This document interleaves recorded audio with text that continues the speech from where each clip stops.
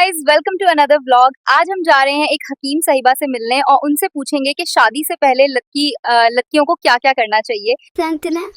लड़के कुछ चने लें, 1 चम्मच शहद और 1 कप दूध डालें। इसे रात भर भिगो कर रखें और सुबह पी लें। तो बताइए आंटी, लड़कों को शादी से पहले क्या करना चाहिए? बताती हूँ, सब्र कर जा, सब कुछ इसी वीडियो में ही बताऊंगी। अरे और आंटी, मेरा ख्याल है कि लड़कों को जैतून के तेल से मसाज करनी चाहिए, इससे थोड़ी लंबाई बढ़ जाती है। आंटी, लड़कियों के लिए कुछ नहीं कहेंगी? लड़कियां शुरू से सब जानती हैं, उनको बताने की क्या जरूरत है। मतलब क्या है? शादी से पहले लड़कों को हाथ गाड़ी चलानी भी छोड़ देनी चाहिए ताकि शादी वाली रात उनका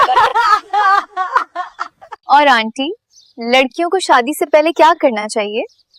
लड़कियों को